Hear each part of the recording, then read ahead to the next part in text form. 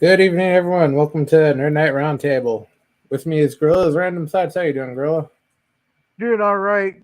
Just got my bed put back together with the new box spring, so That's good. hopefully pretty soon I can have a new mattress. Of course, that thing's 40 years old, so Sure at hung least. in there, didn't it? What? Oh yeah. Well, it used to be my parents there, and then they gave it to me when I was a teen, and they probably had it for 20 years. So, at least two generations were sired on that box spring. We're what? Oh, started? Yeah. Oh, that mattress and box spring. Held And up for hello, 5 kids. Mikey. With some quality craftsmanship. And hi, Thiftan. Then I It's just forgot I have Dan. to send Mikey's separately. Hey, Suzanne. Hey, Suzanne, welcome. Yeah. So, how you been, Gorilla? Good. Let me fill up this airtime while I get Mikey's link. Oh, yeah. No, I'm looking for. I still gotta watch that final episode of Discovery. There apparently there's some people disappointed with it, even though they're disappointed with every episode. So doesn't surprise me. Yeah, I started watching Bird's review of it. Got like 10 minutes in. He is very sad. It's depressing.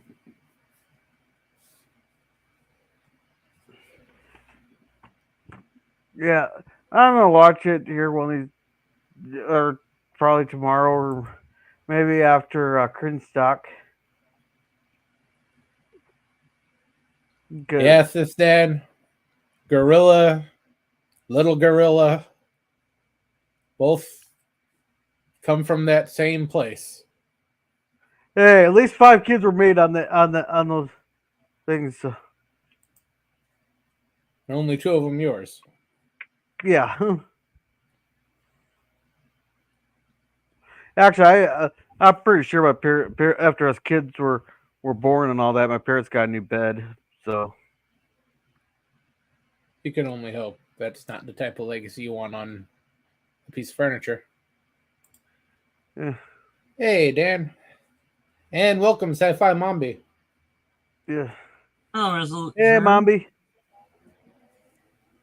How you doing, Dan? And we got another. Hey, Mikey. Oh, hey, what's up, guys? Nothing. Not a lot.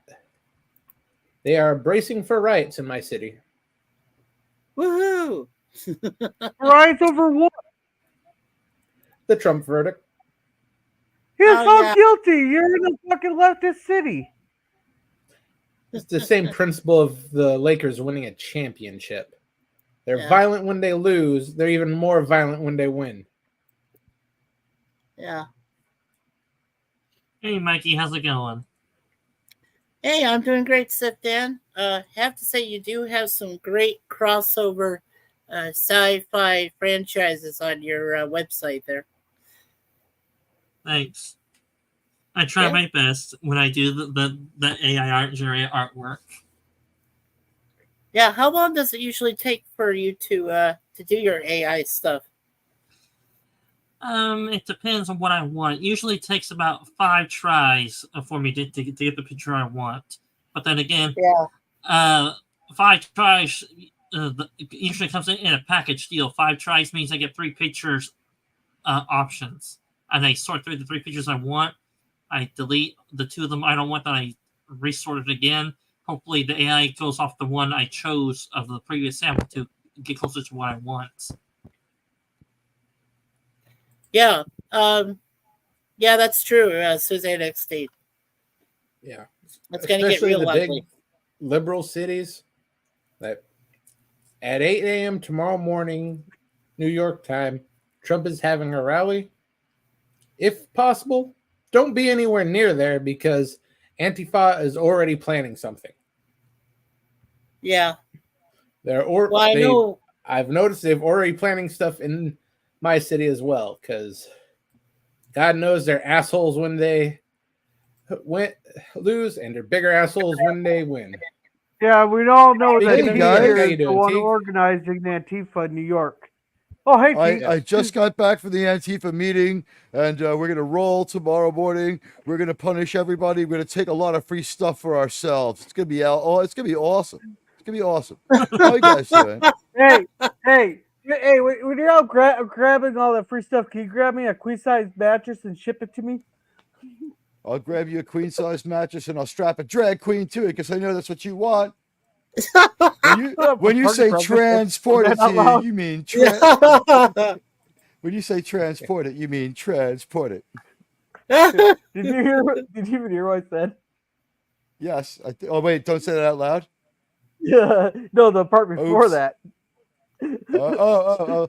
I'll strap one to it. That can't be Yeah, I bad. need target practice. Oh, now that's bad. You know, Teague, I have a simple request. If you can find an original NCC 1701 Enterprise Constellation class ship as an ornament for Christmas, can you send that up here to my wife as a special present? I'll look for it, but I mean, I haven't seen one since I sold my old car where I had that as the hood ornament. Oh, damn. Okay. Speaking of which, it's Hello, good to see you, Admiral. Welcome. Hey, what's going on, Sci-Fi Sit Down? Today is a great day. There will never again after tonight will Star Trek Discovery trouble us. I know it's Yeah. great. It's over. Well, and won't trouble us until reruns happen. I mean, you have to there's have a not gonna be market for reruns. reruns. I yeah. don't want to hear about reruns. It's going to be sitting around gathering a total of like 200 watch minutes an hour between all the new Trek shows a month on Paramount Plus, taking up space that they could use for better shows. It's too bad, really, for them. This is the only show that they have this month. So many people have canceled Paramount Plus until football season. Yeah. Yeah. Now, While you're out there, Teague, Gap has a request for you. Sure. When you're getting free stuff, if there's any Enterprise models you can get them for all of us. You know what? I'm going to go down to Enterprise Rent-A-Car, and I'm going to take some of their cars. I'm going to send them to all of my friends. So forget people who will give you an Xbox. And I'll use the last one to drive around the world and continue my world tour where I threaten people to either subscribe to my channel or suffer violence at my hands.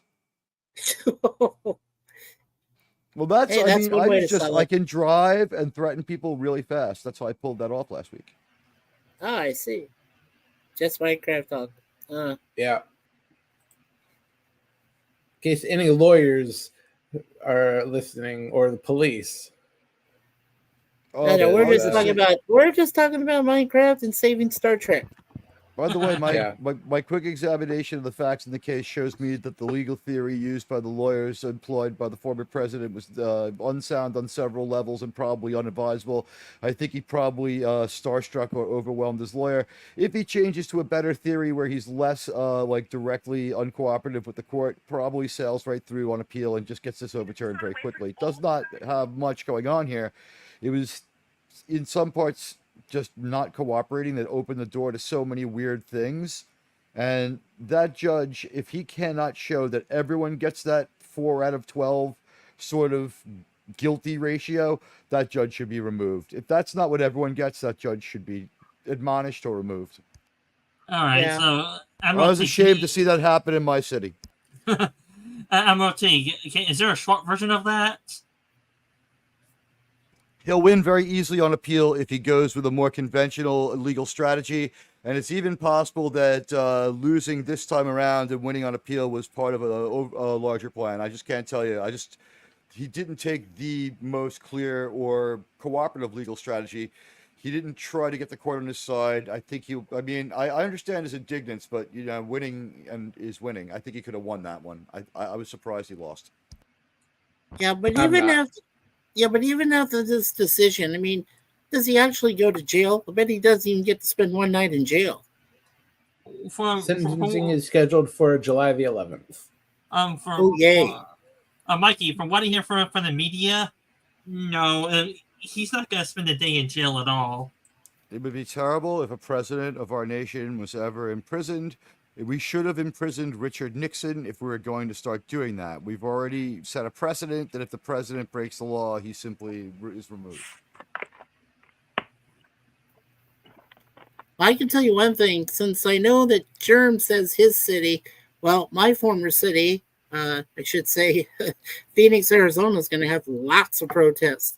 I mean, that entire state is still pro, you know what. Germ, so, when did you move? I thought you were in the Northwest. No, I moved from the United States 7 years ago. Actually, it'll be 7 years ago this coming September, September 8th. Yeah. So, no, I've been out of the country for a while, but I did come from Arizona, and Arizona is, am I allowed to say it? They're pro-Republican. So, yeah, Sure. There'll be an uproar. There'll be protest.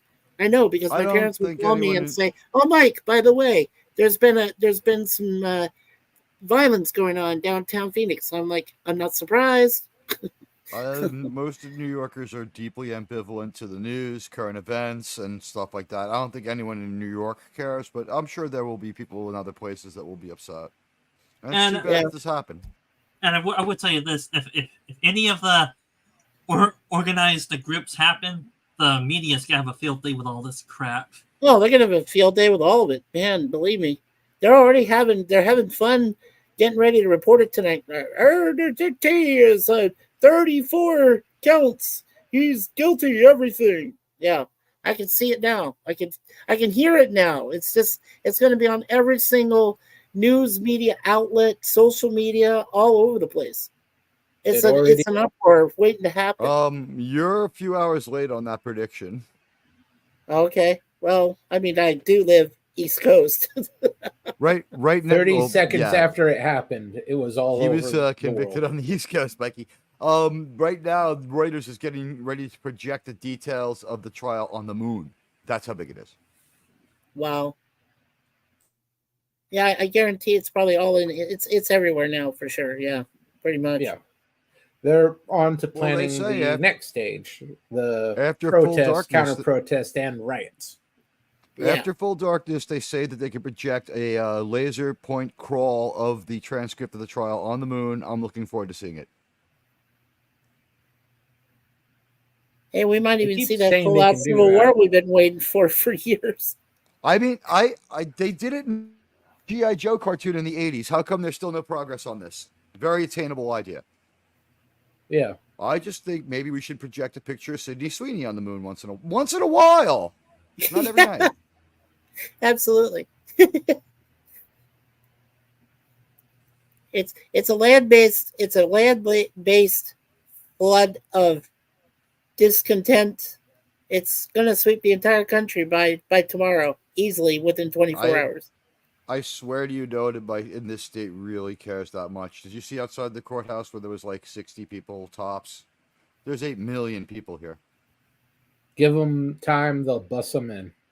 People will come from other places where they do care. But right now, like, New Yorkers are just like, this is just like all in a day, you know? It's like we also have the UN come here where monumental things happen and no one cares. We don't care. We just hate the traffic.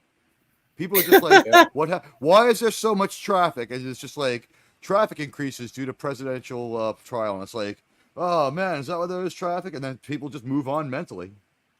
We want our mayor maybe removed. Hey, what's going on, Bird? Hey, Bird. It's maybe more our mayor who's in trouble. Admiral Teague, tell me, how outnumbered are you guys in New York? From the R's to the D's, how outnumbered are they over there in New York City? It's really hard to say how many people would go and vote for either party if they truly represented the people. That's the only thing I can say on that one. Yo, pickles. We basically in New York have a failed state, and if you want to try to vote strategically to keep the worst person out, you're going to have to go and register with a party that you may not agree with, just to avoid worst case scenarios. And if we had parties that had equal chance of winning, cared about the actual people of the United States, the business of America, and things like statesmanship and caring about America, and putting the needs of the people of America first before their petty arguments, it's hard to say. It's hard to say who would win. Maybe it would just always be the best candidate. It's been a long time since anyone's been able to say, well, I would forget which party these guys are for, but I like this one better. And if the other guy wins, that's fine too. It used to be that way a lot. Something went wrong. Well, Admiral Tigwa, you got New York City over there, and we have San Francisco as our major shithole in California. Yeah, I think, but really, honestly, over here, the bad city is not that far from New York. It's about a 90-minute drive. Philadelphia is far, far more criminal and far, far worse. New York City can never compete with Philadelphia, and it's the most sad thing ever if you love America, because when you go there, the bus from New York, one of the easiest places to get off is in front of Independence Hall. So I always just spend the buck to go in there, because if you're an American citizen, you can go see it. It's a beautiful building. And when you come out and you walk to meet your friend, if you walk more than 1 or 2 blocks away to rendezvous with them, take a ride out to Jersey, hang out for the weekend, you'll see like people smoking crack just steps from where we signed the Declaration of Independence, and it's just upsetting. It's upsetting, and that's something that needs to be dealt with. Yeah, it's quite we don't have that problem here. We don't have that problem. Yeah, what's going on? Would not be allowed here. Yes, I think LDG. Futurama solved that problem. They used to have like these high-end crack houses you can go into, get off the street, have a anything but letting them lay around all over Philadelphia.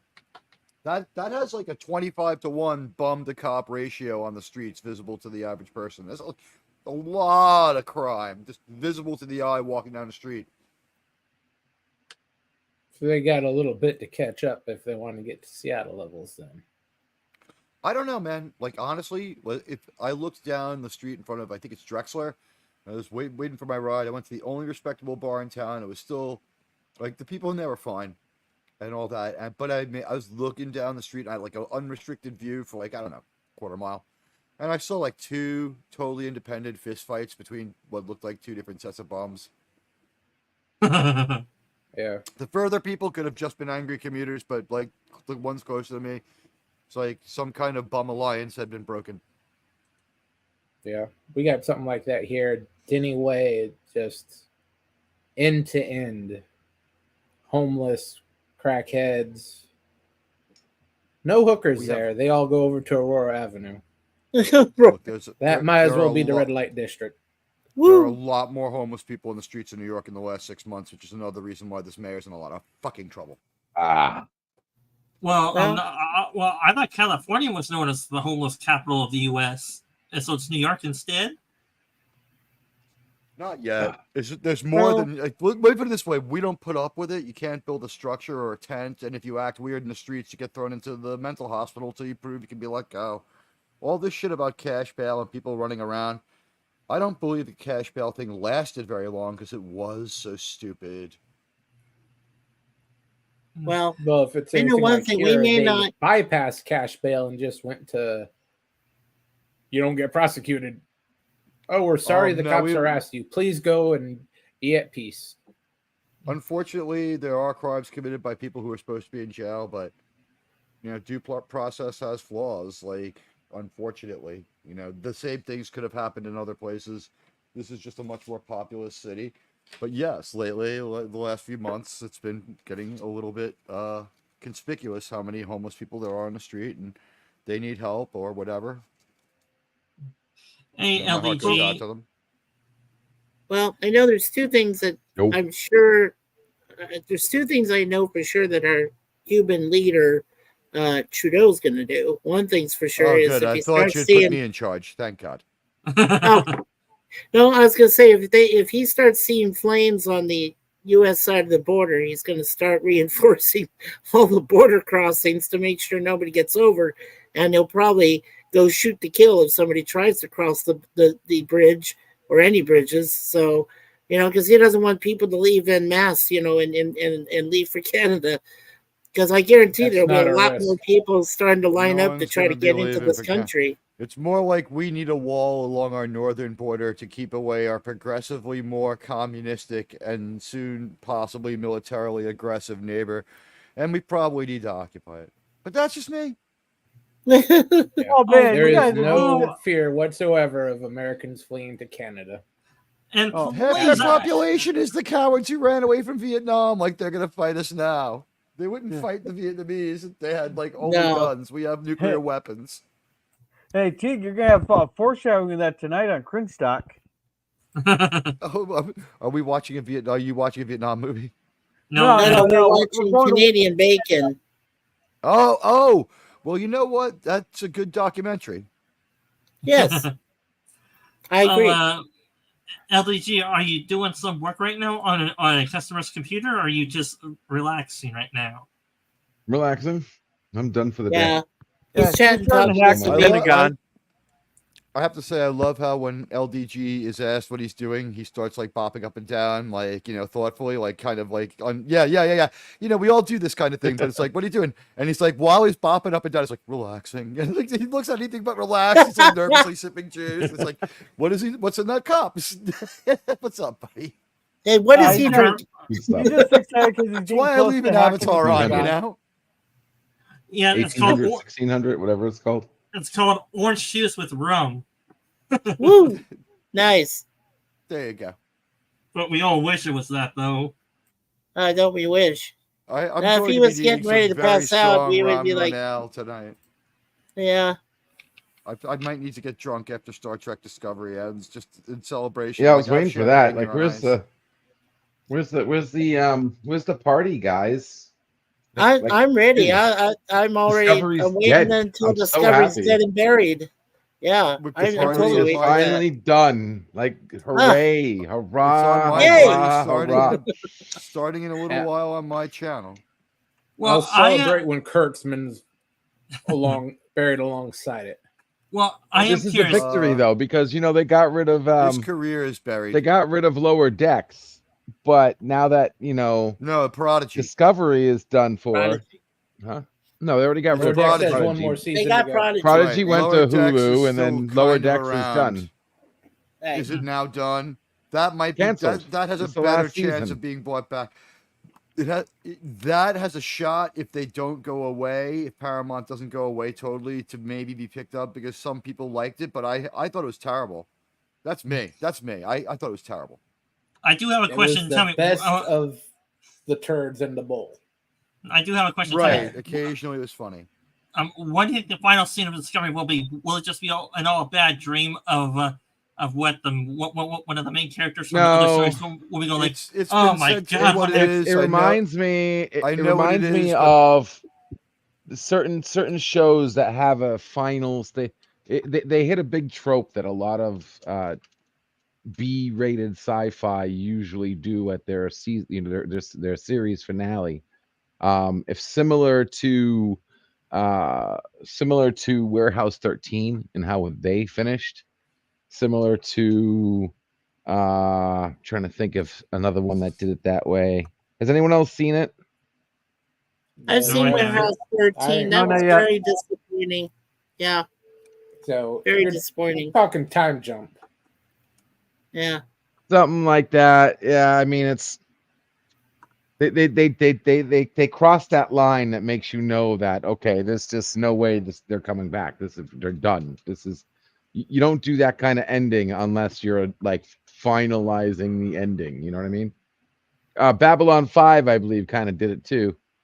Commander they burned a Sheridan was bunch of seen as an bridges. old man, but Babylon 5 objection. ending, yeah, it's same kind of ending. Objection goes to relevance. LDG, we don't know that they're not going to like lace these losers back through the Section 31 movie, and also what do you That's call fine it? if they Some do kind of that, but it's stupid- still dead. That's Right, fine. oh, no, I got I'm no glad- problem with that. it's- But well, if we see them again, it's only just so dead. I mean, I say we shoot it twice. I mean, let's double tap the Star Trek Discovery. at least the Well, main show's especially- gone. You know, I mean, Yeah. yeah, you might Cleanse get the a pattern remnant. There buffers, might be phase the a remains. special. There might be a ripple through some other shows, but I you think know, at that least she it's- will show up on Strange New Worlds, and she'll be like, "I've come back to time through time to solve all Oh, your problems." jeez. Like, I "Grab want to over." see. the man with the glasses. I wouldn't mind seeing him in a few more. I mean, if he is who You're he not says he gonna is, see I'm him. not He's gonna. David I'm not gonna spoil He- it. You Not will gonna you will spoil see who that he is. character, but you will not see that actor. That guy is David Cronenberg. He's a big time writer. He mostly does his own thing. They threw a ton of money at him to get him to come out of his house to legitimize their Star Trek, and they should have let him write it because even though he's really, really weird, sometimes it's interesting. They only ever always suck. Yeah, I mean, I'll tell you this much: if I do go to see Section 31, if they decide that they're going to make it a film and actually put it in a actual theater, if it disappoints me within the first 10 minutes, I will literally take something to that screen and destroy it. And they'll have to carry me away in You're handcuffs safe. and everything because You're safe. Nope. I want to. Well, I'm just Go saying ahead. I want Section 31 to succeed. I want it to succeed, It's not gonna but I happen. don't think it will. So It's not going into theaters, so you'll be fine. You're not gonna get in any trouble. Yeah. damn it, do Limited the one- They can't Star Trek afford to Q put it in series. That's what we theaters. Limited fucking one- need. Okay. Limited 1-day run in some cities to get out of their contract. yeah. It'll be free. It'll be free. I wouldn't mind seeing John Delancey come back and do a nice Q series, man. That would, and don't f it These up. people couldn't Don't write it. F That's not it going to up. happen. It would only Yeah, be that'll terrible. never happen. John Delancey's too old. He can't keep doing Q. Y'all can blow me, okay? Y'all can blow They me. might do right? a Q series, but it Y'all won't can have blow me. John Delancey. He has no interest in ever seeing any of those. He people was again. Well, he was in Picard as Q. What do you mean he has no interest? He recently just did his damn revival. Right, but everything he did could have been shot in like 4 or 5 hours, or maybe 2 days. And like he didn't have fun. And he didn't like them. Well, you could make Yeah, a he Q didn't series show where effort. Q isn't the main Q. He could do cameos, and you could make a new Q, Well, just right? The get new Corbin Q, Burnson back. Just get Corbin Burnson. or bring somebody who looks like, no, even better, find an actor that looks like John Delancey 30 years ago, and Yeah. and show like the young Q. Like the Q series would have to be set in the Q timeline, so that means it would be set before all of Trek, and then go through it. So I mean, you're talking a young John Delancey. You didn't can even find watch somebody who the looks like you him. didn't even watch the mid-credit scene of Star Trek Discovery, and you have the nerve to say that to me. You know, I'm gonna shove my foot so far up your ass. You're gonna sneeze We're my not in the fucking underground, you shoelaces, fucking okay? idiot. Everyone can see I us. swear to God, dude. I had you. I totally had him for a minute. He was like, yeah, and it sucked. And I was like, in the mid-credit scene sucked too. He's like, what? I didn't watch it. I was like, wait, it was Riker. It's the cook. You didn't see it. And he's like, what? Fuck you. Pulling up the file. Ha ha. You know what? To my credit, that was a well-crafted joke. Hey, LDG, if you anyway. had to think of an actor, okay, well then let me ask you: if you had to think of an actor that you think could actually be like a John Delancey 30 years ago, who's a decent actor now, who would that be? Oh, I don't know, dude. I have no see, clue. that's exactly my point. You can't find. I don't. You can't find anybody no, like not that, because not because I don't You know. can find a because John I Delancey. don't They pulled him out know of like. actors. We could just go around with a picture of John Delancey to every medium-sized Shakespeare troupe in America till we find somebody, because that's all they did the first time, I believe. I honestly, like, I think they just grabbed like another. They're like, Patrick's a Shakespeare guy. Let's grab another Shakespeare guy. Well, you know who knows people? It's Shatner. You could have Shatner go over to the Juilliard School or someplace and say, hey, we need a guy who looks like Q back when he was 30, 40 years younger. Is there anybody who would like to play Q from the Continuum? And Tell me, Shatner wouldn't do that to some poor unsuspecting dupe. Tell me, does Shatner even know who the Q is? Has he seen any of the older Star Trek? Or the newest Star Trek? Has he? He likes Star Trek: The Next Generation. He watched it and he did a documentary about it. He doesn't like to watch his Star Trek because it's too hard for him to watch himself on screen. Yeah, because he so overacts. No, that's a third season thing. Most of the time, he's actually quite restrained. And when you think about what he had to work with, I mean, everyone can have their own opinion. I don't feel he overacts. Well, you know, if you're Not too Shatner, you much. know you're in a pretty bad way when you can't be there for 2 marriages that failed. Plus, you lost a lot of your dearest friends, from the original series. You got one who still hates your guts, and another one who just Fuck George keeps Takei. to himself and really doesn't want to stay in touch with you. So how would I feel if I was lost his alone like life the that? way Walter Koenig's did, I would be changed and probably more somber and quiet too. Yeah.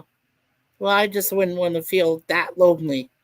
I think that's how Not Shatner about this. feels. I that's don't. okay. He has I a don't third necessarily marriage. think that assessing the character of the greatest actor of the last half century is really like my bag. For the last 60 years he's been on TV. More 70 years he's been on TV and in movies, doing Walter a great Koenig, job almost yeah, all the time. Yeah. Walter who Koenig, used to Walter play Koenig, Chekhov. both are correct. He says both are correct. I don't know. I think that William Shatner is a great actor, and I do think you have episodes like at the end of episode season 3, where he's got nothing to work with and he's trying to save his show, where he's desperate. Lights of Zatar and other episodes where everybody's overacting. Oh yeah. Tell me who gave a good performance in Spock's brain. I mean, it was when it was bad, everybody was bad. Hey, Brain, what At is least brain? he's Brain, not- what is brain? Who really gave a At great least he's performance not the was other Leonard guy. Nimoy. He didn't have to do much. He's the only one that gave any good, decent performance in that episode. Everybody else is acting around like, oh, let's see, this is a terrible thing. He lost his brain. We got to go find it. All this other stuff. It's just hilarious. And the one man who's keeping his cool is Leonard Nimoy, the guy whose brain is supposed to be gone. That's Spock. I'm like, okay. I wish I could act like that, not have to worry about shit, and just go, oh, okay. Everybody's just going nuts around me, but I'm all right. I'm the only sane person in this room. Yeah. I do have a question roughly to any of you that are TOS fans. Were all the actors of TOS unknowns before they were on TOS, or did they have some credits to their names before the TOS was airing? Okay. They had some credits. To generate interest of the series back then. Shatner had 1 or 2 high up credits.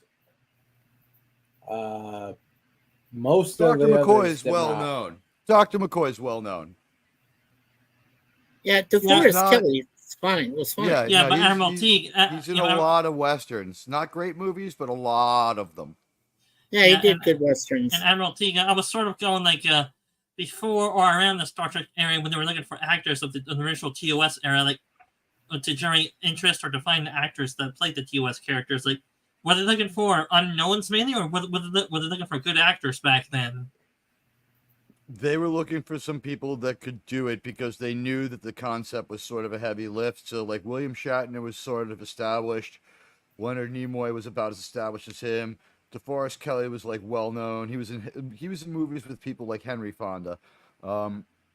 He was a cowboy actor and a little older than the other ones. And they had tinkered around with the Star Trek formula. There's an original proof of concept with the cage. There's a pilot that was shown after the episode they showed first because it wasn't as developed. Like, he keeps having ideas for, like, he has like a brainstorm every time he makes a new episode, and for that whole first season they're developing the whole lore. I think that here's the thing that I liked about Shatner. One of the things that I don't believe most people realize is that when Shatner had other roles like in Twilight Zone, and things like that, he was just coming up himself, becoming established. I think that when the 3 episodes that I wanted to point out quickly, one, of course, is Where No Man Has Gone Before. I think he did a great job in that to get started as Captain Kirk. The next one I would definitely say would be Doomsday Machine, because he was basically going up against a heavyweight, an actor in William Wyndham. And I mean, but he still managed to hold his own. And the last one I definitely would say would be The City on the Edge of Forever, because Joan Collins was just starting to come into her own, and Hey guys, he had a great romance with her in that episode. So those are 3 great moments for me. just seeing them progress. Hey guys, sorry. Love you, Mikey. I'll be right back, guys. Gotta mute. Yeah, no problem. Okay, no worries. Oh, Deej is Hey, saying Nght is hey, spelled wrong Deej. in the title. Oh, hi. Hey, Deej, what's Yeah, going I on, know, buddy? Good to Deej. see you, man. Hey, I Deej. was in a sort of a rush to make it, so spelling Yeah. didn't count. Yeah, no, he's allowed that, Deej. Come on. We don't have I'll to go correct it all later. spell checker freak show on people, Yeah, come on, D. Just don't be a Yahtzee, please. Yeah. Grammar Yahtzee, please. Well, that's okay. Yeah, it's Just be funny. the type of Yahtzee from the producers. Yeah, The type we can laugh at. exactly.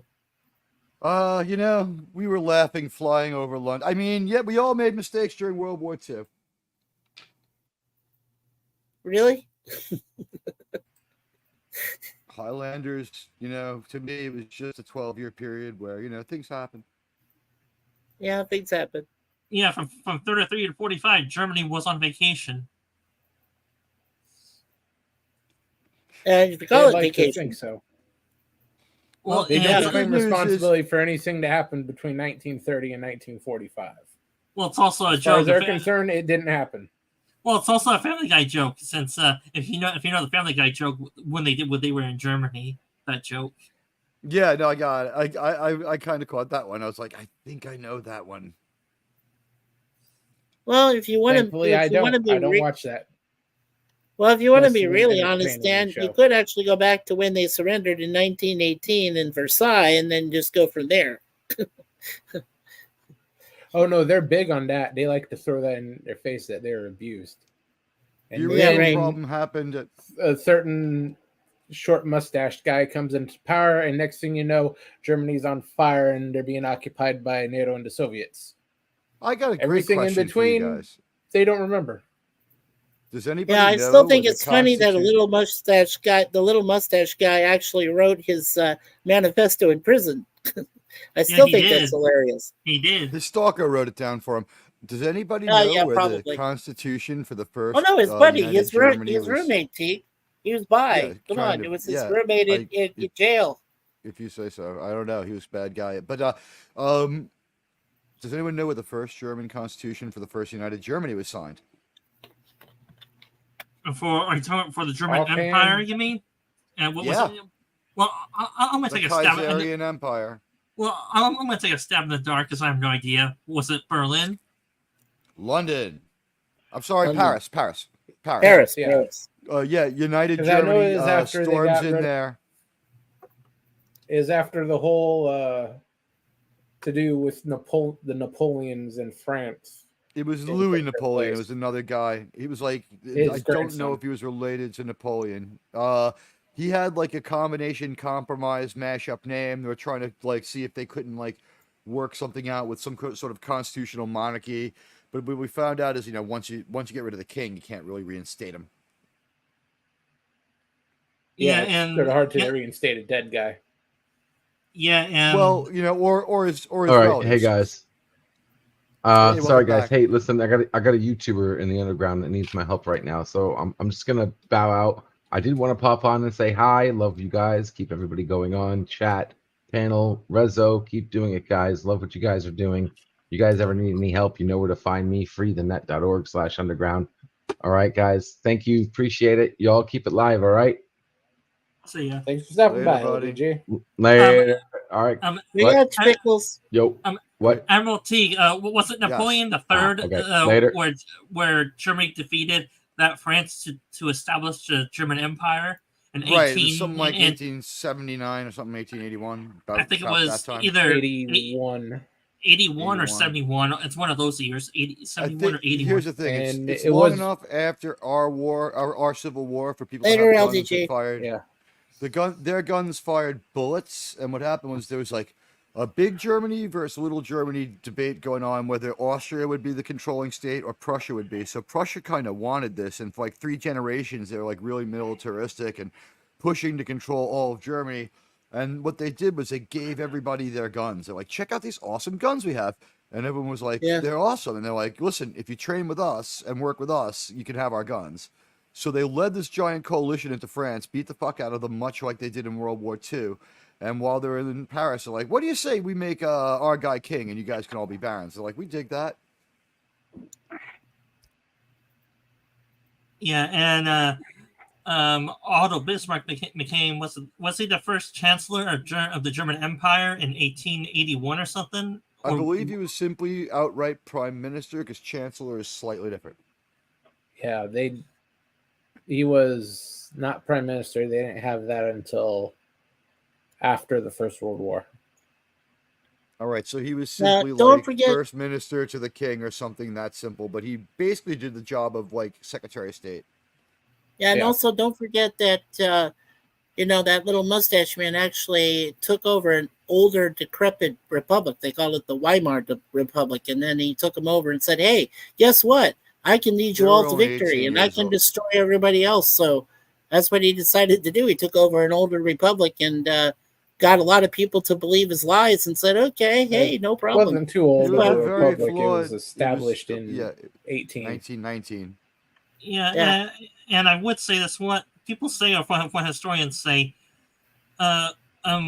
so-called democracy or constitutional republicanism in Germany was not very well established. That's why in the 1920s, 30s, and 40s, the Germans did not really care for democracy very much, since they were using form. Not to mention, you had a whole generation in culture shock. At the time of the outbreak of World War I think the statistic is 90% of Germans were born on farms, but lived in cities. So everyone had gone through culture shock in their own life. Yeah, but what I'm trying to say is that was sort of what caused the rise of the mustache man. That people grown tired of so-called democracy and constitutional republic, because to them it was just a waste of time. The system was broken, and it was all deadlocked to them constantly, because of all different political parties fighting for power. I think there was like 12 German parties of Germany in the 1930s or something. I don't think that the government had freedom of press or speech the way that we'd understand it. No, they didn't have anything close. But and don't forget, Germans, too, that sort of like other countries, the idea of democracy just isn't their natural state, and no matter how hard you put it on them, their culture just isn't accepting of it and never will be. Well, I think 80 years later, maybe they seem to like it. It seems like a stable country. Well, stable, but not very democratic. Yeah, and Admiral Teague, it's because I don't know much about them. It's because of the Cold War era too. Don't forget, the Red Menace was high in the air, and we had troops in Germany to keep everyone in line in Germany. So of course they had to embrace so-called democracy or constitutional republicanism to keep on our good side as the Americans. Yeah, they have a problem that a lot of state governments have over here. Yeah, it's bureaucratism. The vote really may as well not happen. The real control is from the bureaucratic state. Yeah, well, and also don't forget, Dan, that during the time that the United States was having their own problem with the Depression and the Wall Street crash, Germany was also going through its own economic turmoil as well. And it was an opportune. And just remember, it was an opportune time for Mustache Man to come up to them and say, "Look, we know you're economically suffering. We know that you're all under a boot, an invisible boot known as the other people that they blamed." So they said, "But you know what? I could pull you out of this economic downfall. I can get you out of this misery and this poverty, and unite the people." And I mean, the guy did a miracle. He united an entire nation that was pretty much economically, politically, and socially despicable. They were downtrodden. They had no hope at all. And then all of a sudden, one man just says, "Hey, you know what? I can lead you all to victory, and I can get you all back to your normal, what you were before, and somehow he sold it to an entire nation. So It was a very Very, easy very- sell. He is selling strength and evil to Germans. yeah, Yeah, That- and well, it's and kind of They sad. love animosity. that Don't stuff. forget. Well, don't You forget might they as had a well lot be of trying to animosity. sell ice cream to children. Those are just Yeah. things that the German people are going to flock to. Strong men Right. and evil. Right. Well, you have to think about this. His policies were so vague and so broad that he was trying to appeal to a mass audience, even though they did not know at the time when they voted him in that he was absolute evil. At No, the they time. said- I'm trying They to were figure okay out with how 17 or what was it 21 years of Angela Merkel figures into what Germ said. I'm like, I agree with everything, but she appeared to be a woman. I don't Yeah. think she was really a woman. I don't Oh. think she was really human. She had I- that type of river troll. I loved her outfits. She had such great Star Trek like villain or like Bajoran like religious kind of outfits. Or like her clothes look so Star Trek. Aside from that, I don't know much about her. Yeah, But the- and I would say this, that The injections in her forehead that really didn't work to smooth out those wrinkles, the fake tan and that haircut is like a poorly done river troll out of a movie. and I would tell you guys this, that it's sad to see this or hear about this, but history I is can't. history is Take care, repeating Gap. itself, except in a different area of the world. What happened in Europe in the 1930s and 40s is actually happening in the U.S. right now. I don't know about that. We kind of Not did really. have it was looking a lot worse like maybe like 2019, 2020, 2021 when we had problems, market forces out of control and what looked like was going to be an ongoing natural disaster, but COVID kind of became less of a problem and society started to function again. So like what would be our version of the Dust Bowl seems out of play.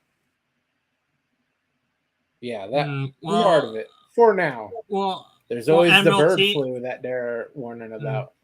well, Admiral Tegan, to everyone on the panel, I see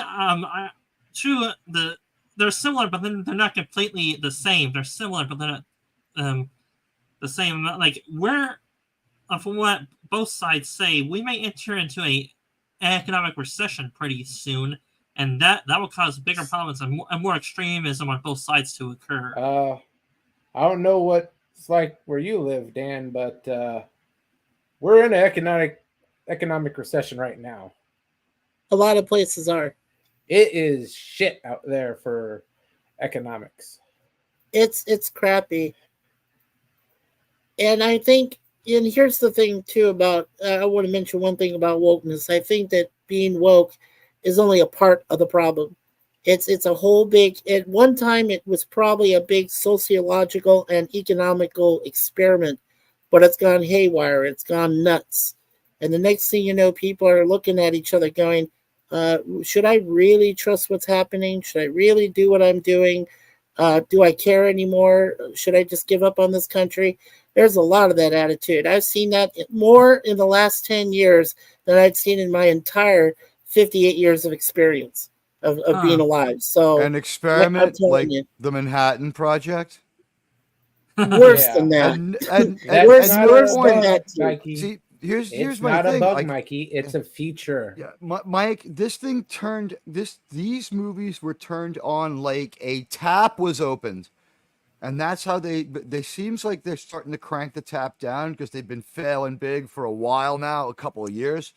But Oh, yeah. remember, these movies, there was no gradual rise of the woke movie. They came out of nowhere, untested. It's not like we had other formulas slowly changed to like work with the woke thing. Like there was no woke rom-com that I could think of. If there was, it failed. Like it seems to have been in sci-fi and superhero movies only and out of control. Oh, hello, Canadian Spider-Man A. Hey, Spidey, what's Hey, up, buddy? Spidey. Spidey. Stop by the Star Trek Discovery Viking funeral, eh? Hey, CSM, if you want to come up, just ask Rez. See if Rez will let you come up. Yeah, sure. If anyone has them on Twitter, feel free to send them the link. Okay.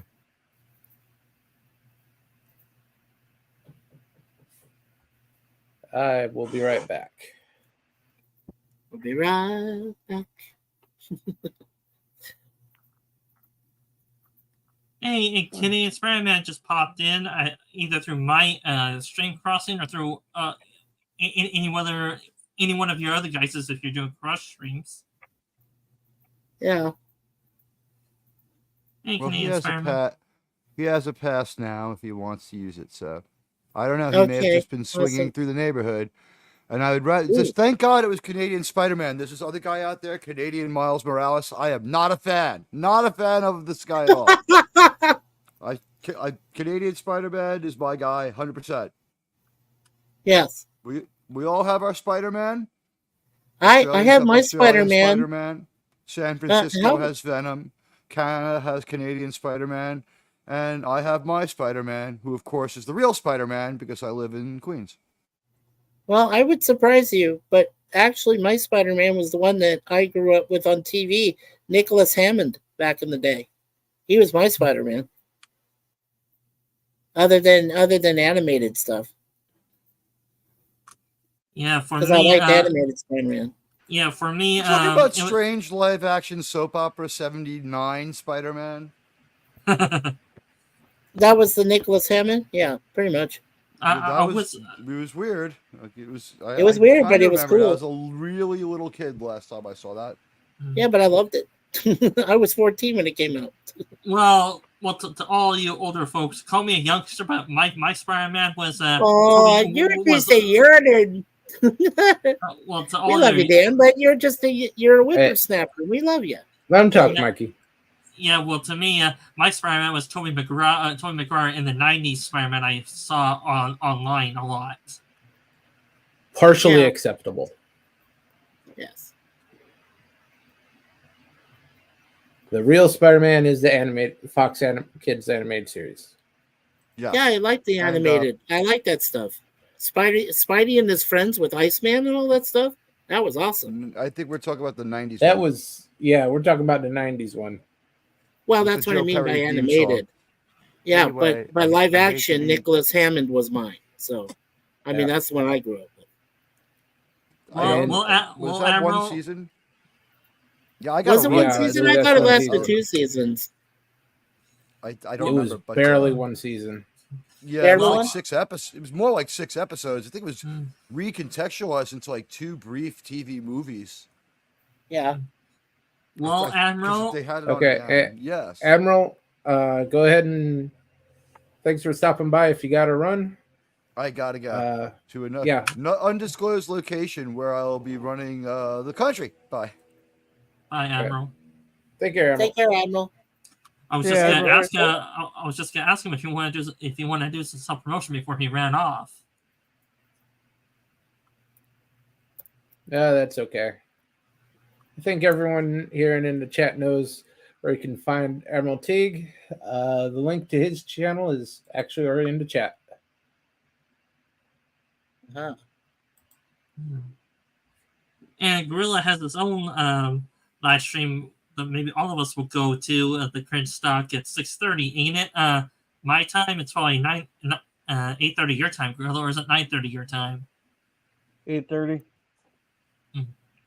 Yeah, But I gotta get going because I want to shower before the stream. Before you get started? Okay. Okay. Yeah, so we'll see ya. So, See you, See Gorilla. ya. All right, Gorilla, we'll see you there. Yeah, we got the Waltons tomorrow. Season 3, episode 11, The Job. okay. So, All right. all right. So tell me, do you think I should do my own YouTube series called Transformers Prime TV show episode live stream reviews or watch parties like you guys do? If Yeah, any of you sure. if any of you are interested in watching my favorite Transformers animated series, if you guys aren't all pooped out of Transformers franchise or movies. Yeah. It'd have to depend on the timing, but yeah, couldn't hurt. I may do it on Fridays if you guys. But the question is, what time should I do it on Friday? If any of you are available on Fridays. Friday, I'm pretty much booked up on Friday. I do the Walton stream with Gorilla. pretty soon after I get home from work. Mhm. Yeah. How about Sundays? Are you available on Sundays? Sunday mornings could work. I'm not really a morning person. I'm a midnight owl. I usually like to sleep in a little bit. Oh. Plus, it also depends what time zone you're in too. Yeah, good point. Mikey, I think Mikey is Eastern. I'm in the same time zone as you. Yeah, Yeah. I'm on the Eastern time zone, so 9:30 my time, and it would be 8:30 p.m. Gorilla's time, so it would be 6:30, right? Resolute your time. Yeah. Yeah.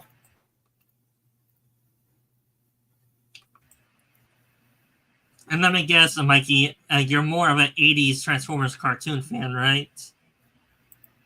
Well, I mean, I like the Transformers, but like early Transformers stuff, like when the So first yeah, when the Transformers first came out. Yeah. Yeah, the '80s. Right. Correct. Yeah. So, okay. Now I'm just looking up something here. Okay, so the Amazing Spider-Man actually lasted for 2 seasons over a 3-year period, 1977, 78, and 79. So it did last for a couple of seasons. That's how what I many thought. episodes? How many episodes did I get? Oh, let's see. I can count them right now. Let's see. There was 6. Okay, there were 6 episodes in season 1, and then in season 2 there was actually 8. Uh, because there was a 2-part episode 7 and 8 were from season 2 called The Chinese Web. That was a 2-parter. So there was a total of 14 episodes over 2 seasons. Huh. Yeah. I didn't know about the second season. Yeah. Yeah, I just looked that up. So Nicholas Hammond played Spider-Man for a total of 14 episodes over a 3-year period and 2 seasons. Not bad. Yeah. Well, I knew it. At I some knew point, it. I'll have to go watch the second season. Yeah, I know me that too. first season wasn't too much.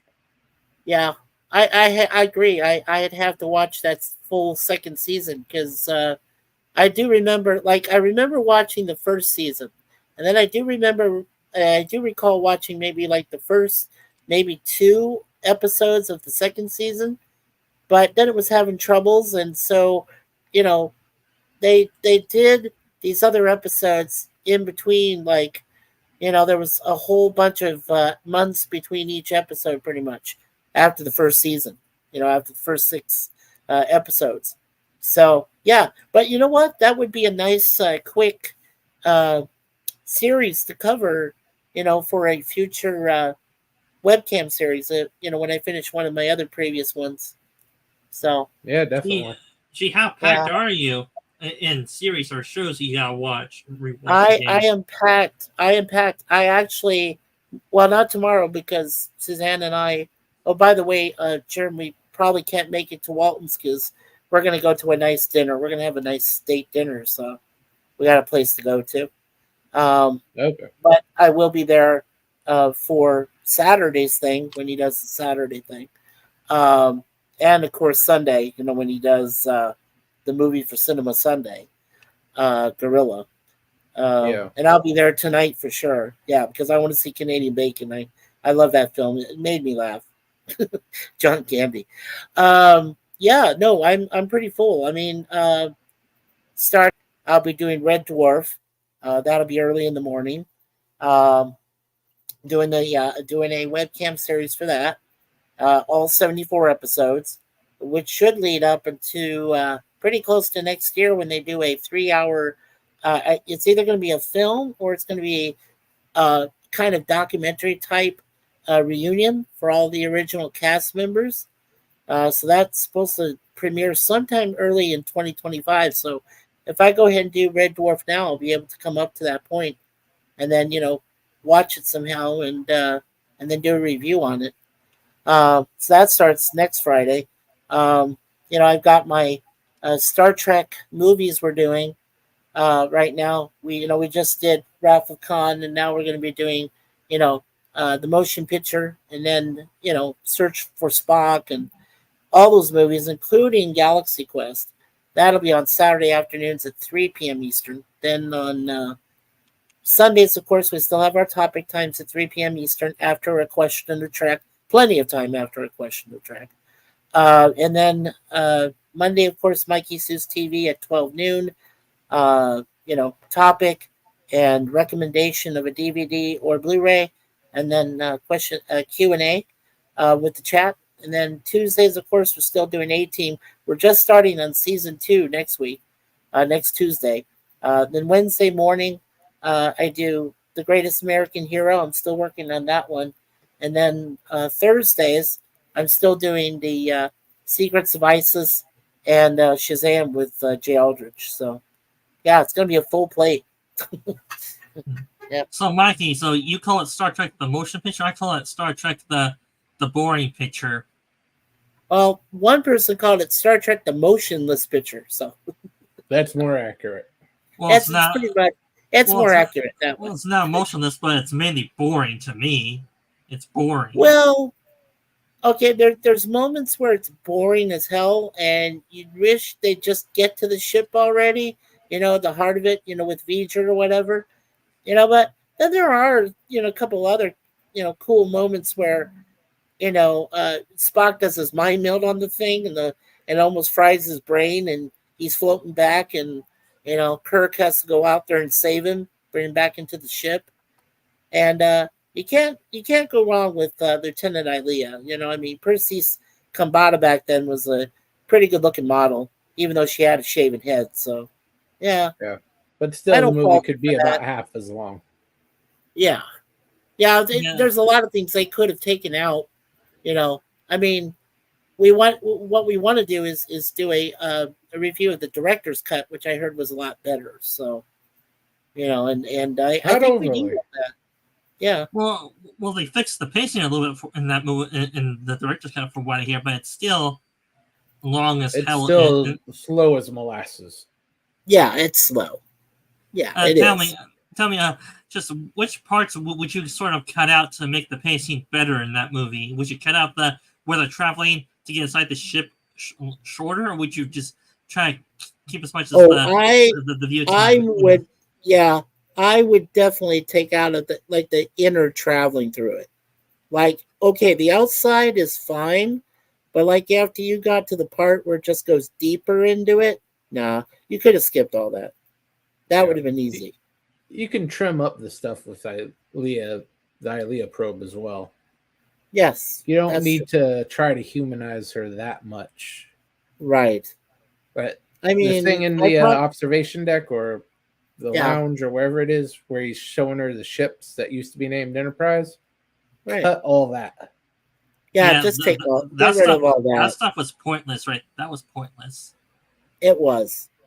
Yeah, because we already knew her and Decker were together at one point, and that there was still a little bit of a flame there.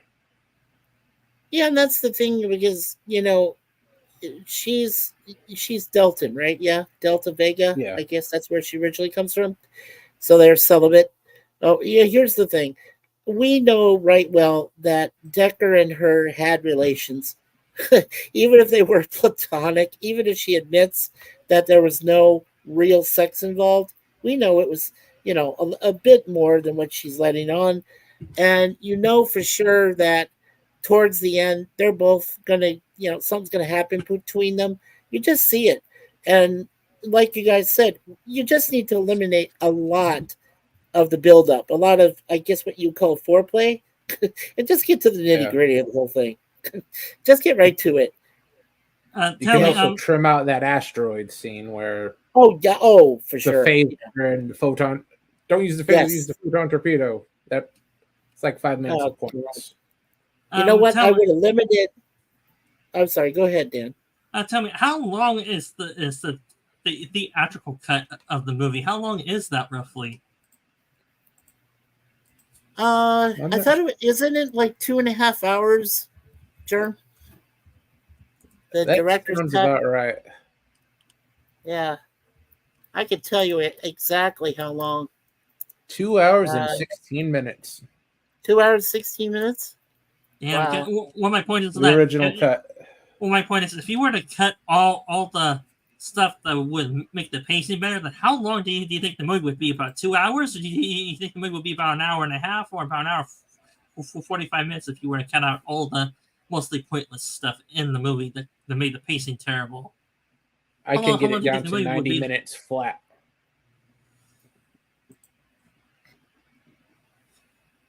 Easy. 90 minutes flat. Won't take anything away from the story. Yeah, even the Star Trek the Motion Picture video game was a lot more fun. I just remember one of my friends playing it and said, "Oh, this is more fun in the movie." I'm like, "Oh, okay." And you I know just what? remember one of my And you, classmates doing that. and you know what? If any of us Star Trek fans are able to make a 90-minute cut of the movie, Paramount's probably gonna pounce on that for copyright claims right away if you ever try to put it on YouTube, just to Yeah. show off like you're able to make a shorter version of it.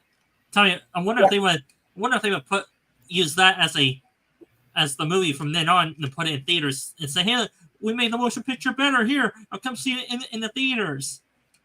Yeah. So they only added like an additional 5 or 6 minutes to the total runtime, but the actual with director's cut makes it a total of 2 hours and 23 minutes. So that's the exact length if you do the director's cut. So, you know what's weird? This movie was nominated for 3 Oscars.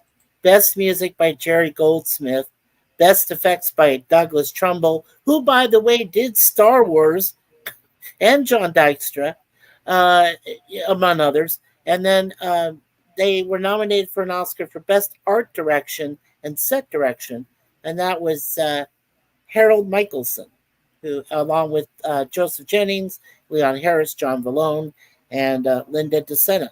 So, yeah, it was actually nominated for 3 Oscars. Well, Mikey, an award doesn't mean the movie was any good. Yeah, well, no, Mikey, it just means that some of it. Sorry. Well, Mikey, I would tell you this: if I ever get on your panel of Star Trek: The Motion Picture, I probably would be the only critic on that movie that's very harsh to it, because I would say on your panel, you know what, Mikey, this movie was boring as hell to me. Heck, I use it for what's the term? I could use it for sleep somnia or whatever that term is, to fall asleep.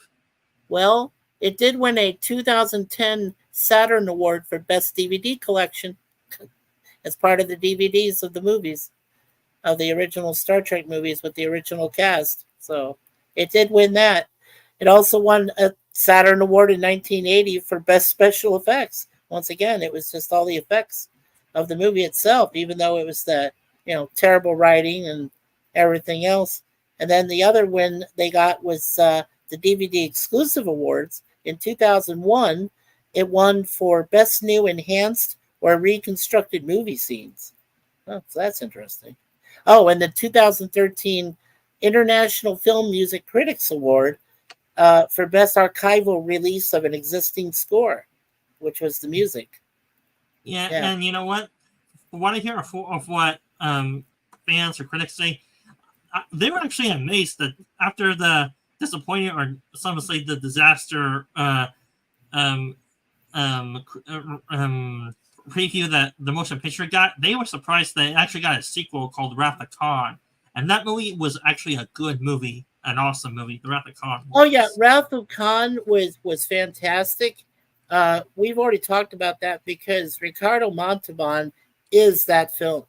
He's the best villain that Star Trek had up until that, of the movies, had up until that point, until you had Chang in Star Trek 6. So I think he's better than Chang. Oh yeah, of course. Omni. Wrath of Perfect Meat. Oh, and we have a visitor. PvP wants to come on possibly for a few minutes. If you have a link. Yeah, for a few minutes. Yeah. Yeah. Let's see if I actually have you on Twitter. Yeah, Mikey. Is there usually a fan consensus that is usually the odd numbered Star Treks that are bad, or is it the even ones that are bad usually? Well, the underlying theory was that if you went by odd numbers and even numbers, it always seemed that the Star Trek films that were evenly numbered always were the better films. Of course, later on you can't really say that. I think you stop at First Contact, which was Star Trek 7 technically. After Generation. Oh no, so I'm sorry. It was Star Trek 8 basically because it was after Generations. But that was the underlying theory, was that the even numbered, like Wrath of Khan, the Voyage Home, like I said, Undiscovered Country, which had General Chang, and then of course First Contact with the Borg. Everybody said those even number films were better than the odd number ones. And Matt, do you have PvP on Twitter? Do I have PvP on Twitter? Yeah. I thought I did. Let me take a look. Apparently, I don't. Okay. Or he's on Twitter, right? Yeah, he is on Twitter. I believe so. Okay, yeah. And he goes under his same name, Pleasant Valley Picker, correct? I have no idea. Okay. I can't find the PvP. Yeah, let me take a look here. And Mikey, and I would agree with that consensus. I found the even numbered Star Trek movies as my favorite movies. Yeah, the Wrath of Khan, the Voyage Home, the Undiscovered Country, and First Contact. Those are my favorite movies of Star Trek. Okay. Let's hold on just a sec. Well, PvP says no worries if you can't find the link, or Germ, if you want to risk it, you could try to put it in your YouTube chat. And hopefully you don't get any trolls in on the panel. Oh wait, I gave him the wrong one. Oops, never mind. Hold on, I gave him the wrong one. Okay, that's the wrong one. Hold on, I got the right one. Just a sec.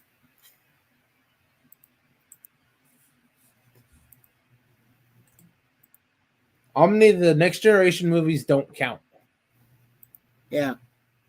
I would say that the First Contact was the peak of Next Generation. Beyond that, the rest of the Next Gen movies were or terrible. Not to me. even Yeah, that's a huge cliff to drop off that. Insurrection, horrible movie. We did not need action hero Picard beyond the Borg. Yeah, so I just told him it's the second link that has the V at the end, not the other one. I posted the other one incorrectly because that was that was my own earlier today, and I forgot to erase it. Sorry about that. There's PvP. Hey, PvP. Hey, PvP. Hey, PvP. I just got to kill my YouTube sound there because I was getting the echo thing.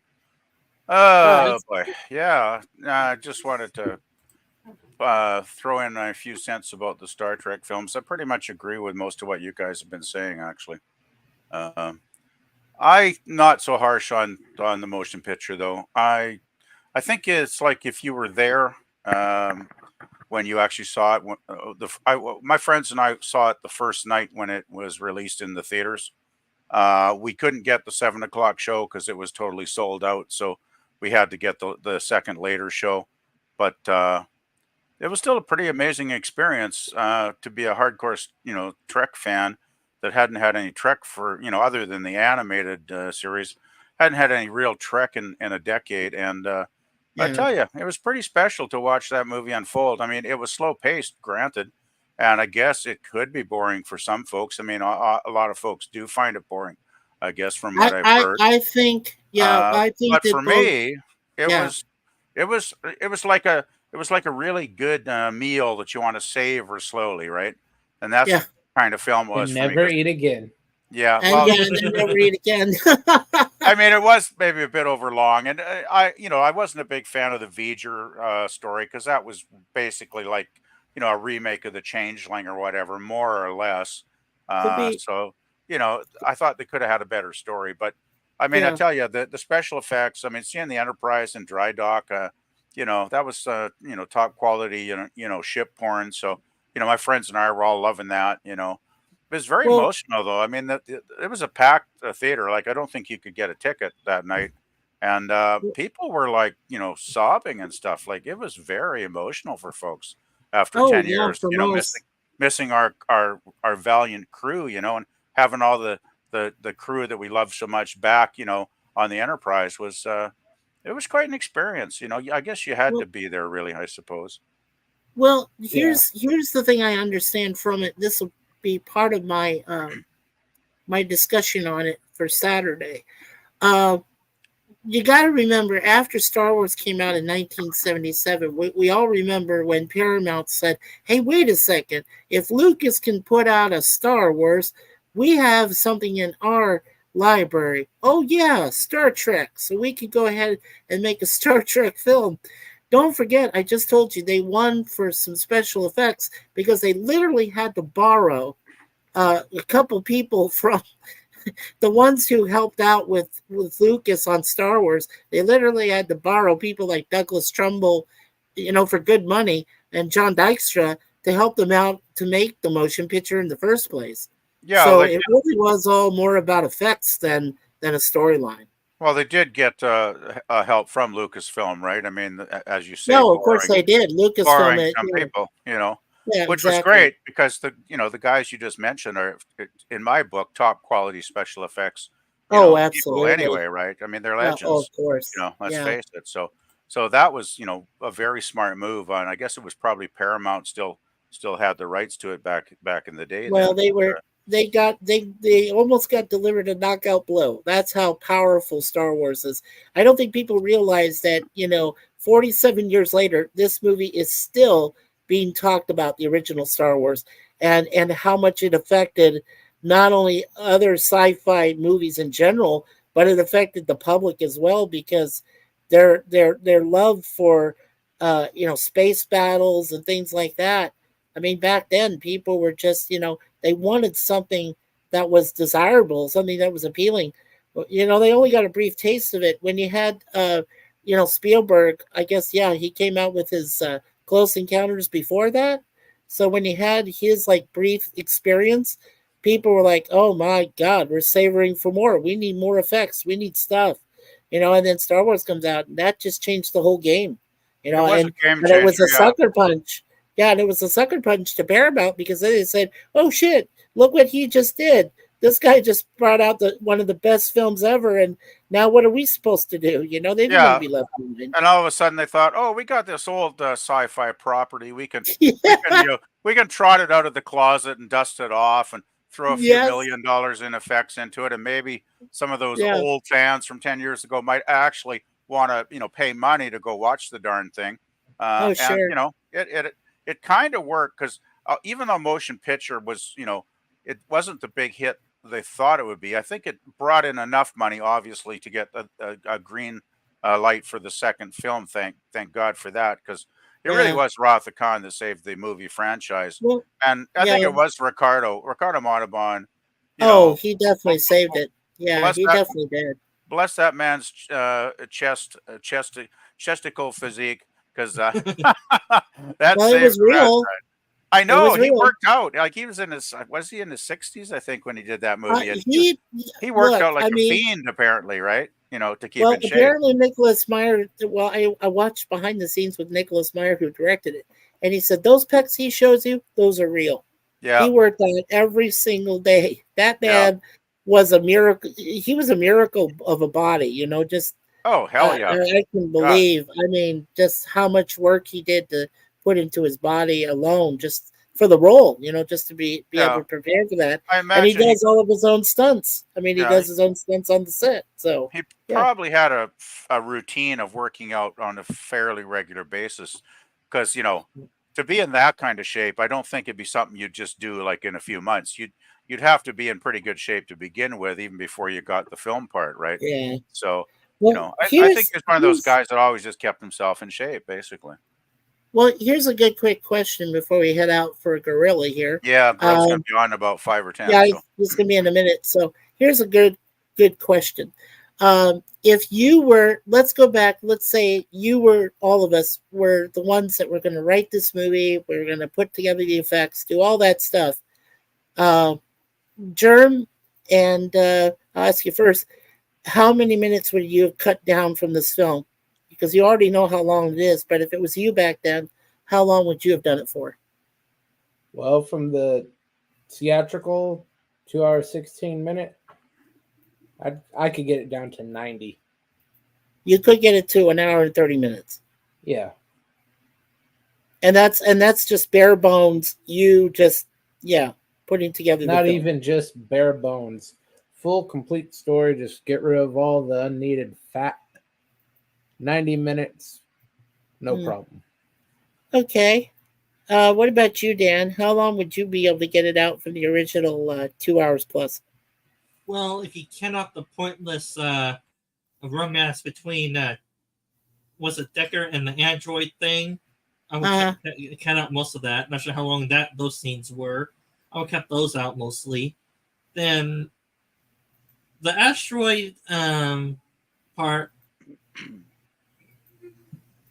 from what Resolute Germ says, yeah, I could have cut that out as long as it makes sense as to what happened during the warp problem, or just cut out the entire warp problem subplot, that part, and then just leave it the way it is. That scene's probably about 5 to 7 minutes long. Then the romance scene's probably about 10 minutes long, I'm gonna guess, probably. So 17 minutes out of that. What would your total be? I would try to trim down the travel time between the huge ass feature ship scenes, because that goes on forever. I mean, we get it so f huge. Just try to trim down the time, and then I could trim those down by about 2 minutes at least to trim down the travel time. So I could make it roughly about 2 hours long at least to make the film. Okay, PvP. So if it was you, how long would you cut it out for? Like, what would be your bare minimum? Well, I think I'll start from towards the beginning of the film. I love the opening scenes with the Klingon D7 battle cruisers, like those. Just set, man, the audience was just loving that. I'll tell you, when those D7s and those Klingons came on screen, it was like, yeehaw, we got our Star Trek back. Even though the weird forehead stuff was kind of new to us back that night, right? Because nobody had ever seen a Klingon like that. But I would have cut a little bit of, I guess it's the Federation station that's picking up all the destruction of the Klingons D7s by V'ger. Agreed. I'd cut out a few minutes. I would cut a couple minutes out of that segment with the Federation station, alerting the rest of the Federation to, like, hey, we got a problem here. I think they could have cut that down by at least a minute or two quite easily. If not more. So that would be the first casualty. I think the main one for me would be just those long panoramic scenes of the interior of V'ger as we travel through the darn thing, because some of that seems to go on forever, I gotta say. Even as a fan, I found that very slow part of the film. So I'm not sure how many minutes that actually goes on for, but I could think you could probably cut about 2/3 of that stuff without doing serious harm to the story or anything, because it's just padding basically, I think. Right. So how much total time would you go down to? Well, I'd say you could probably easily chop at least 15, 16 minutes out to get it down to around 2 hours, and you might be able to trim more and get it down to like maybe an hour and 45. I'd say something between an hour and 45 and 2 hours would not be an unreasonable estimate. Because I would trim back the romance too, though it is critical. It is important because it is the romance at the end of the movie that does save them. When they have the mind, the mind fuck or whatever they want to call it. The way part of this, right? When they're all dissolving into light, it's like that's pretty great. But They could have Yeah. trimmed a few scenes here and there of the romance. They kind of dragged that out a little bit, I thought. But Right. it was nice to have Decker though, because Decker was, I believe, the son Sure. of our fellow from Doomsday Machine who sacrificed himself. Of So course. there's like the continuity from the original series, which I did appreciate. So, but yeah, Yeah. I'd say trim it down by about 15 minutes to 30 minutes, something in that ballpark. But I'd really have to watch the film again to be more precise. Yeah, I think mine is pretty simple. I would cut away some of that early stuff for sure. I definitely would cut away a lot of the panoramic stuff in between. There's no question. I'd go from basically where he does the mind meld and Kirk saves him, from the mind meld he had with V'ger, open up that space and there's V'ger right there. You don't even need all the panoramic visual effects or anything in there. That's just, fluffing. I mean, you didn't need all that stuff. The interplay between Aliyah and Decker, yes, you need to keep that. But yes, I also agree with Sif Dan. You could eliminate most of their interaction on the ship itself and just leave it more towards when they were down there on V'ger itself, with the other crew members that came with them. So yeah, I agree with that. I'll tell you honestly, I've seen both versions and I've seen the 2-hour 23-minute, and I think I own it. I would definitely cut out at least 45 minutes, and I would bring it down to like 1 hour and a 1 hour and 35-minute movie, and you could have 5 minutes of credits. Oh, maybe 8 minutes of end credits at the most, and that's it. So about an hour, anywhere from an hour 43 to an hour 45 total. Okay. Yeah, Interesting. total. Yeah. It's I'm kind of amazed. I'm not sure. Maybe somebody has done this. I don't know if there's a fan edit out there that has cut the movie down. That would be interesting. There has been. They used to be on YouTube, but not anymore.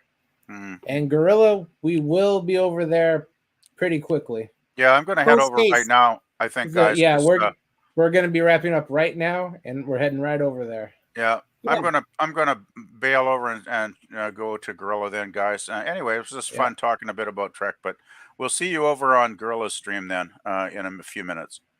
Sounds fantastic. I'm looking forward to the movie. Yeah. Okay. See you guys. Yeah, I am too. You guys want to shout out before we go? Sure. To all of Resolute Germ's chatters and viewers, and to the panelists that don't know who I am, I'm Sci-Fi Dan, usually covering different sci-fi TV shows or movies. I do have different crossover videos and movie lists on my YouTube channel. You can check those out and leave a like and subscribe. Every new subscription and every new view helps me to continue making new videos for my audience and for to entertain you guys. I usually do my live streams on Saturdays 4 to 6 p.m. Pacific time. On Saturdays, I may change that up depending on what time Resolute and Gorilla do their live streams on Saturdays to not interfere with our time schedules. I do come on other people's live streams if there's an option in the chat or if they allow it. And I do cross-stream broadcasts if the host will allow it, like Gorilla was nice enough to give me permission to do it on his channel. Beyond that, that's all.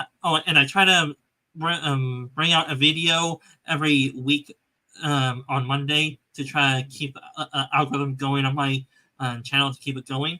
Beyond that, that's all I have to say about my channel and promotion. Beyond that, I'm going to head out and turn it over to Mikey or to Resolute Germ, whoever wants to go first after I leave. That's all. Bye. Go for it, Mikey. Alrighty. Mine will be pretty quick. As you know, on my our main Mikey Sue's 4 channel, there is a complete list of the schedule Monday through Sunday, 7 days a week, starting next week, that we'll be doing at least one thing every single day. Mondays are Mikey Sue's TV. Tuesdays are A-Team Reviews with Jay Aldridge. Wednesdays is my own webcam series with the Greatest American Hero. Thursday is with Jay Aldridge. We do a stream about the Secrets of Isis and Shazam review. Friday will be Friday mornings, Red Dwarf. That'll be our new webcam series. We're going to be doing every single episode there.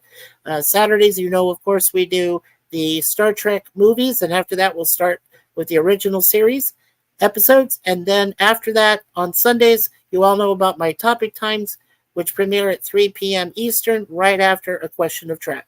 So it's a full schedule. Make sure you check it out on the main on our main channel. Okay, sounds good. Yeah. As for this channel, we'll be back on Saturday morning for Saturday morning cartoons. We have a poll right now in the community tab. 3 early 2000s movies you can choose from: Osmosis Jones, Igor, and I believe there's one more, but it doesn't have any votes, so I forgot what it was. Let me check what it happened to be. Yes, and please make sure to Resolute Germ's channel that you hit the like button today, subscribe to his channel, share the channel, and please don't forget to hit the notification bell with all notifications on it so that you can always consult and find out when Resolute Germ does his Saturday morning cartoons, his nerd table Oh, how nice. here, and of course events with Gorilla. Yeah. The third option is Space Chimps, and they've actually picked up some votes since I last checked it. Well, I got to How put my nice for vote. Space Chimps. Yeah. So we'll be back Saturday morning for a cartoon movie. Tuesday we have an episode of Andromeda, and we'll be back next Thursday for another roundtable. Sounds great. So everyone head over to Gorillas and say hello. We'll see you next time, everybody. Take care. Take care, everyone.